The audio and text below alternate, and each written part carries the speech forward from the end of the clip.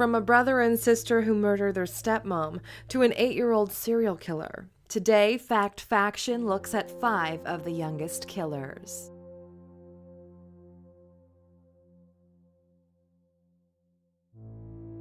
"14-year-old Barry Dale Lukaitis received 2 life sentences and an extra 205 years for a shooting spree that occurred at Frontier Middle School in Washington.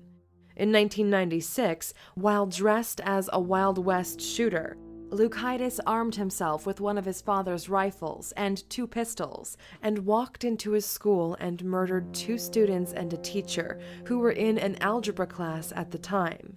Another student was also critically injured. According to many reports, as Barry saw his classmates panic, he shouted, "This sure beats the hell out of algebra, doesn't it?" A quote from one of Stephen King's novels titled Rage, the contents of which closely mirrored Barry's situation, as it was about the main character holding his algebra class hostage and shooting 2 teachers. For a short amount of time, Barry held hostages in the hopes of escaping from the scene.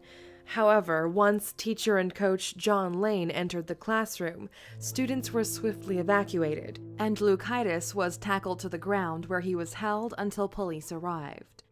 Currently, Barry Lukaitis is serving 2 life sentences, alongside 205 years of mandatory time at Clallam Bay Corrections Facility.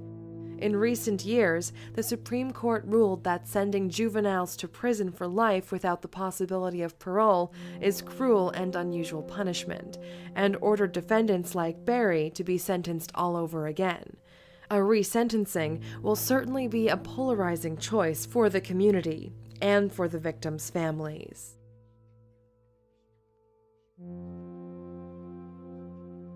In 1999, brother and sister Curtis and Catherine Jones were both arrested for the murder of their father's girlfriend. The 2 children, who were 12 and 13 years old at the time, had gotten a hold of their father's 9mm handgun and shot 29-year-old Sonia Spites dead. The details of the murder were hazy for quite some time, and the motive initially was believed to have been through an act of jealousy. However, it was later revealed that the kids had both suffered from physical and sexual abuse in their family home. The pair claimed that they were both abused by a male family member who lived in their house and who even shared a room with Curtis. Child Protective Services were informed a number of times of violence in the home, however they failed to take any action. In addition to their father's girlfriend, the children later revealed that they also had planned to murder their father, as well as the man who they say was responsible for the abuse. The pair were the first children at the time to be charged as adults, with first-degree murder, but after some pleading, this was changed to second-degree murder. They were found guilty and were each sentenced to 18 years in prison and a life of probation. In mid-2015, the 2 siblings were both released from prison at the ages of 29 and 30 years old. While behind bars, Curtis Jones was ordained as a Christian minister. Catherine said that she looks forward to catching up on all the things she has missed.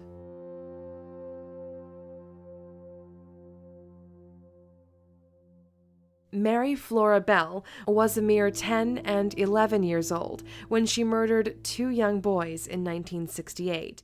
Born into a less than favorable family, her mother was a teenage prostitute who later married an armed robber. Mary did not have the best start in life, and she had a reputation in her home area of Scotswood as a delinquent. On the day before her 11th birthday, Mary murdered a 4-year-old boy named Martin Brown by strangling him in a derelict house. Shortly after the incident, a local nursery was broken into and vandalized, and notes, which were written in child's handwriting, were found by police, which spoke about the murder. Just 2 months later, 3-year-old Brian Howe's body was found in a wasteland, close to the first crime scene. His death was also caused by strangulation. Police linked the 2 murders and took action by interviewing local children. 2 stood out, Mary and another girl named Norma, as both of their answers were indefinite and their stories changed numerous times. The pair began to accuse each other. Eventually, both girls were taken into custody and were charged with the murders. Police claim that Mary had returned to the second crime scene and had carved an M into the child's stomach. She also cut off some hair before scratching his legs and mutilating his private parts. At the trial in 1968, the two girls admitted to breaking into the nursery and leaving the notes there. However, it was Mary's attitude that stood out the most. While Norma was frightened and confused, Mary remained confident and calm. After almost 10 days' deliberation, a jury eventually found Mary guilty of manslaughter and sentenced her to life imprisonment. Although Norma was present when the second murder took place, she was acquitted and found not guilty. After spending 12 years behind bars, Mary was released in 1980 and left prison with a new identity. Greeted with a media uproar, she published a biography in 1998 titled Cries Unheard: The Story of Mary Bell.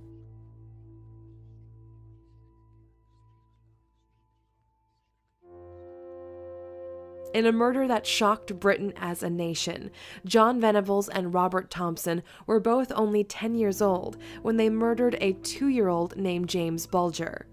On February 12, 1993, instead of going to school, the two young boys spent the day in a shopping mall in the town of Bootle, where they shoplifted many items, including a can of paint, batteries, and sweets.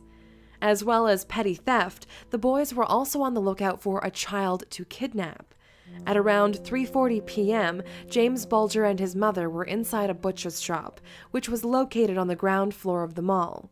Venables and Thompson spotted the young boy in the shop and decided that he would be their unlucky victim. As James's mother was briefly distracted, both boys approached the toddler and took him by the hand and led him out of the mall.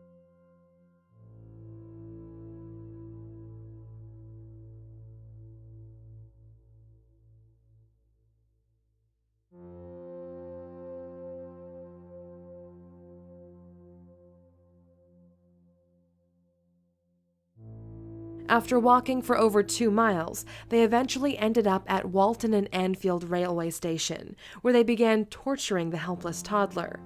Some of the 42 horrific injuries the young boy suffered included many bruises, cuts, and fractures. The boys had placed batteries inside his mouth, poured paint into his left eye, and threw bricks and stones at him. James Bulger was eventually put out of his misery as Venables and Thompson beat his head with an iron bar. After the brutal murder, the two boys placed his lifeless body onto the train tracks to make it appear like an accident.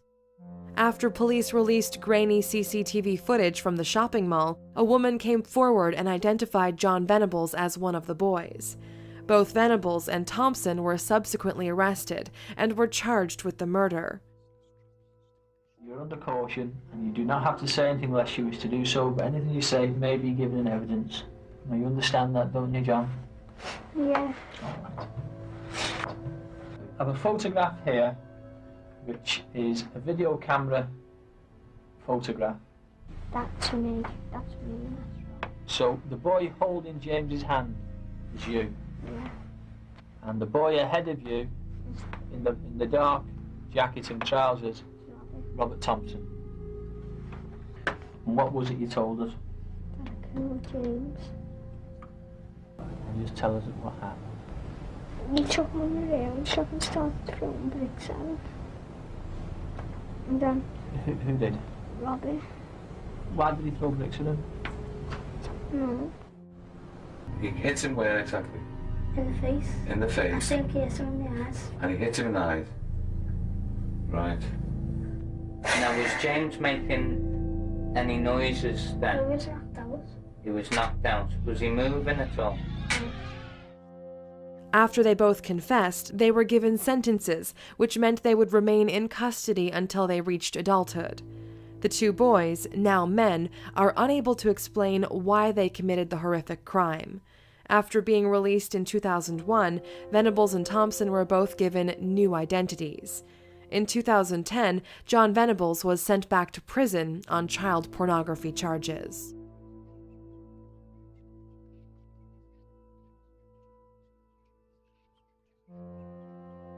Amarjit Sada has been named India's youngest serial killer, and for a good reason. Born in 1998, this young boy, at the age of 8 years old, murdered 3 babies in cold blood. Sada's first victim was his 6-month-old cousin, who he killed in 2006. A few months later, he went on to murder his 8-month-old sister.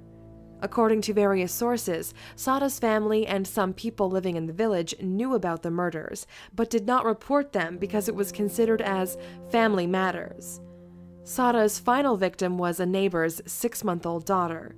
The young boy abducted her from the village primary school and took her to a field and beat her to death using a brick. The other 2 children were believed to have also died in this way. When asked about the disappearance of the neighbor's daughter, Sada confessed to the killing and even led police to the place where the murder had occurred. The 8-year-old then also confessed to the murder of his sister and cousin. So why did he do it?